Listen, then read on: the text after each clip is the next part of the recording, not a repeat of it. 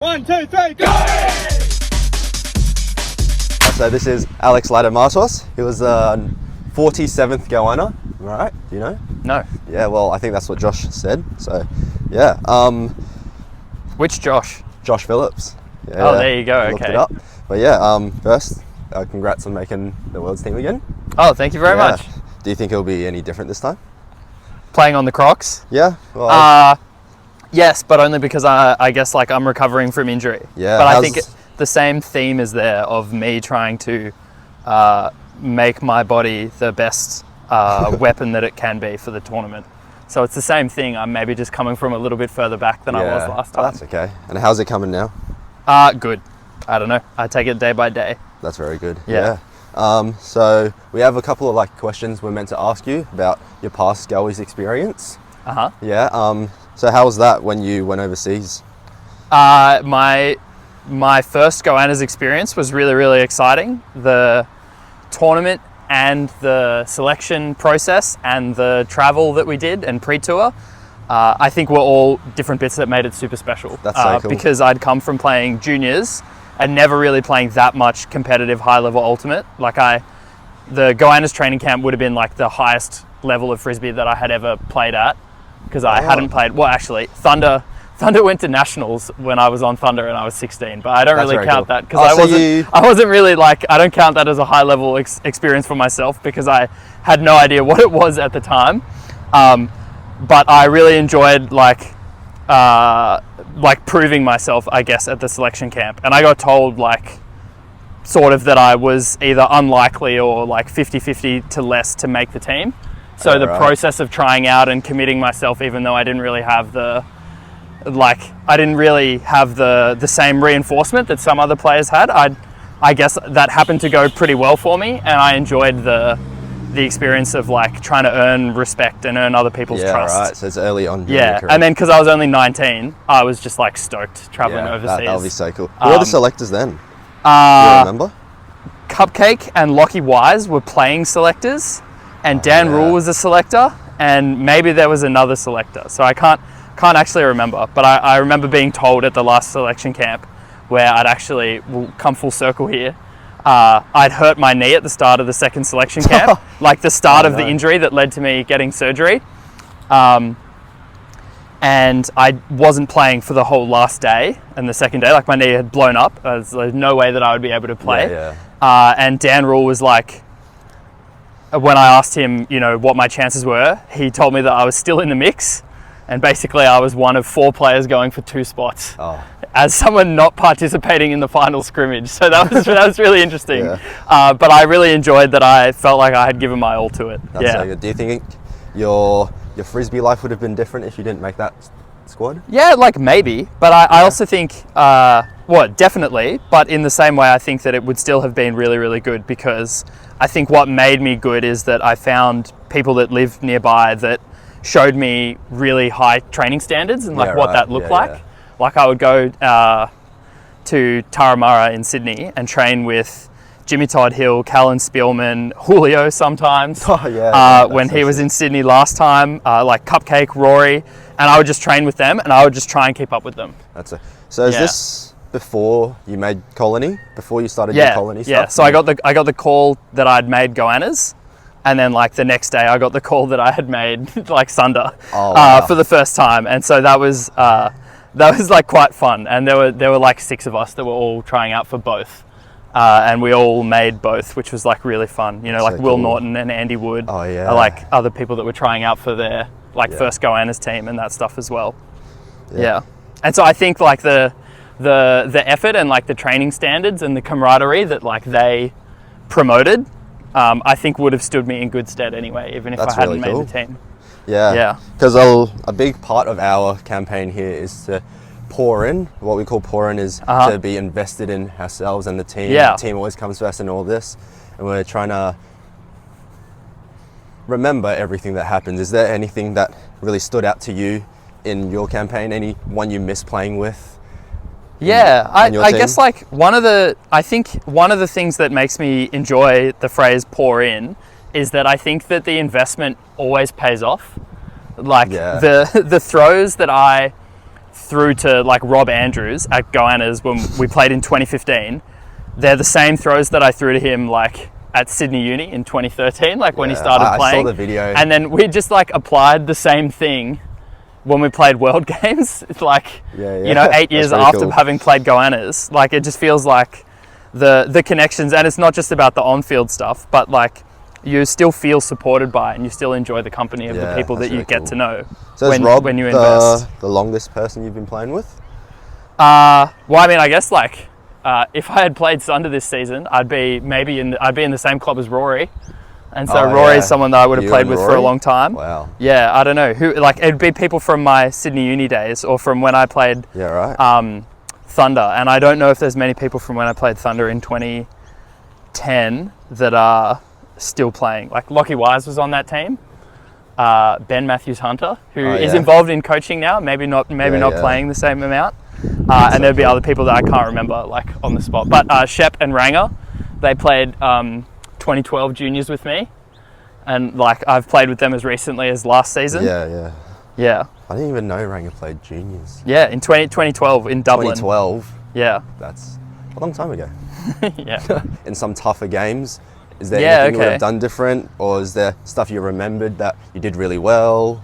Yeah, I think something that I enjoyed about the amount of effort that we put into the selection camp and the training camps, I think that it was important to understand and build I guess like a bank of how hard it was possible for you to work. Yeah. So I felt as though there were times when I would be playing at Worlds, even the first time I was on the Goannas, where I would think back to the really, really tough sessions. Yeah, right. And I would think like in those moments of fatigue or those moments of difficulty, I'd be like, no, we trained for this. We trained like so hard that when we now reflect on the difficult moments, we've already gone past that. Like, sorry, playing now, I've already tried harder than this before. I've already felt more fatigued than this before. Yeah. And so it really reinforces you in those moments that you can keep going. I think these are the same qualities I came across with when we started playing for this club. When we started, it was my first ever Frisbee stuff with Sunder, and I think it was the same, like coming to training when all like the 3 against 4s or running mass, when you're even more tired at training than you were at nationals and all this. Yeah. I think it reflects pretty well on what you just said. Are there any games you remember that stuck with you?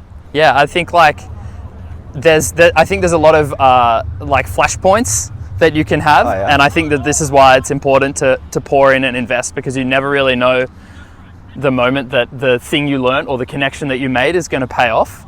Like when we were in 2013, we were losing to Italy. We were down like, I don't know, 5-2 or something like that. Our game got half capped.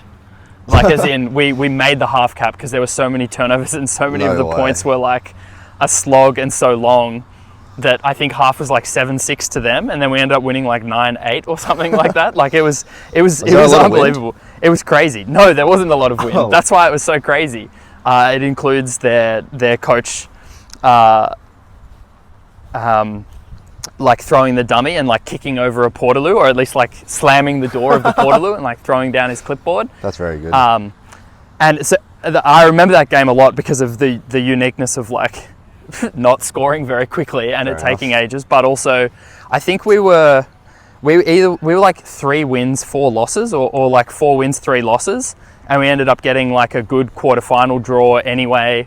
We had good matchups that worked for us on our way to like building towards a gold medal, or to building towards a bronze medal, and to having the chance to like stay in the tournament. And so that was just kind of like a random game against Italy that probably people thought we were going to win, and then it looked like we really were not going to win, and that would have been really, really bad for our tournament. But we were able to like pull through that stuff. And then like a game that really stays with me is losing to GB. We gave up 3 breaks in a row, I think, or we lost the last 3 points in 2015 and missed the bracket as a result of that game.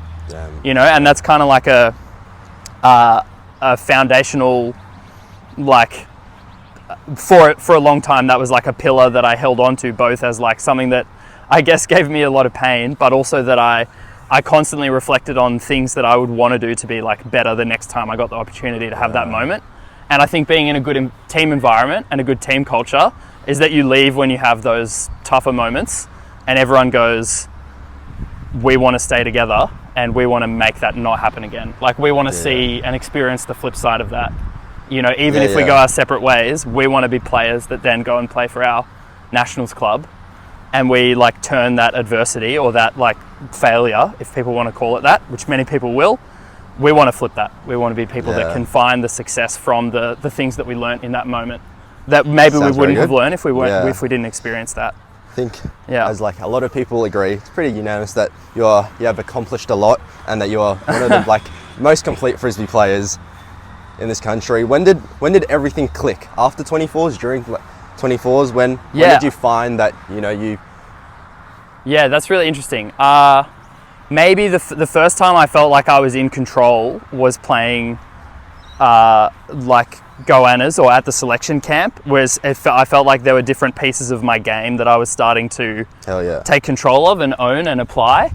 But I think that I don't know, it depends on the standard I'm not saying that people have a lower standard than they should or a higher standard than they should, but depending on the things that you want for yourself. So that might be like, I want us to win this championship and I want to play a really important role in it, and I want to play offense, and I want to play really well on defense. Like those things will kind of temper it. Like even when we won with the Dingoes, I remember like a bronze medal the first time, I thought, kind of felt like I was underutilized in that game. Right. And so I guess like, does everything click in that moment? Like maybe. Yeah. Yeah, I don't know. I think that I became a better player. Like it's part of the reason why I wasn't enjoying the game as much, which was part of the reason why I quit my job and moved overseas and played a season in America, was to try and like re-find, I think, like my love and enjoyment for the game. Yeah. And so I think that there were definitely moments playing over there where things clicked in a nice way, where I would feel like everything was chaotic and I would feel really comfortable. Like kind of, I threw my entire life in the air to go and do that. And I felt like I was really in the eye of the storm at certain times when I was over there, which I really enjoyed. And then I also think that probably World Games was the most thinking about how I would play that I had ever done. That's right. And so to really like think about every gym session and how that leads you to where you want to go, think about all the tape or the opposition analysis, like all of those little bits of thinking into being able to completely freely play at World Games, I really feel like I didn't think at all. Yeah. And so I think that that's probably an example of things clicking. And it really took like all the adventures and all of the successes and failures throughout my career, I think, to get to that bit. It was like the sum of all those experiences being able to express itself. That's so cool. Yeah, because I think for me at the moment, I'm still trying to find, what I really want to do as like my role on a team, or maybe finding bits and pieces on offense that I can do, because I was so defensively like orientated to start, because absolutely. That was just my job, when I started as a rookie here. And it's hard to think about what you want to do compared to what the team might need, and you might either change what you do to suit the team and not be exactly with how you want to round out your game sometimes as well. Definitely. Yeah. I think on a good team you find the way to do both. Yeah, definitely. Because there's the two-way communication between you and the team, and the leadership of the team as well. If there was one pool play that was your favorite and you were maybe had to take half with it, what would it be? Say it was against like GB. No, it doesn't matter who it's against. I think that flood plays pretty nice. I like that they create a lot of space on the field, and I like flood plays from the middle because you can't really predict that a flood play is about to happen. So it could be three people go one way and now you've got a cutting pair standing there by themselves, or you could just run a Moses. And I think that's also super fine. Cool. Which one year on Sunder, we had to call him a clay go deep because he didn't realise that he was meant to go. We had to go deep from the three. Yeah. So I like flood play, good, and gets people moving and moving quickly. Yeah. And then your offense is going a little bit from there. Makes the defense have to look for other things as well. I guess. guess we should do that. Tell Mike. And I think one more thing was, this will be our final lap. Is if the goalies, if we were to take something away from this tournament ourselves, this campaign, what would you like us to focus on, or what do you think was the most important part of the campaign we should look more into? I think that something that's important about the Goannas is that more than other campaigns, it's like a time capsule in your life. Yeah, right. You know, like you age out. And sure, definitely. Like a lot of people only ever play on the Dingoes or the Barramundis or the Firetails once. And so it kind of is the same thing, like they only get that one shot. But the way that it orientates you is you know that you have no opportunity later. Whereas you can kind of think with the other ones that you might have an opportunity later on or again. Yeah, definitely. And so I think that that's something that's really special about it, is that you are in some ways forced to step into a big role, because the people that did that last time have now moved on to something else. Yeah. And so I really enjoy the way that it's like a time capsule in my life, and I really enjoy the fact that I got the experience at like 19 and then at 21 to be able to see the difference that had already happened in those 2 years, and then also see it in the context of my whole career. So I think it's like, what do you take away? It's like that time capsule thing of how do you want this to represent this time in your life as much as like what you end up doing in Frisbee. Yeah, I'm very glad you said that, because I was just like spiraling, and he's like, oh, why am I playing 24s? Maybe I just like skip this one, save some money, play, you know, maybe like try it for Dingoes and all this other stuff in the future. But I'm glad I stuck with my decision, and that's be part of the journey and the journey you guys made. I think we're done. Thanks, Goannas. Thanks, Lado. Preach. Great. Thanks for filming, Vince. And now he gets us walking off into the sunset. Walk off in the camera. Yeah.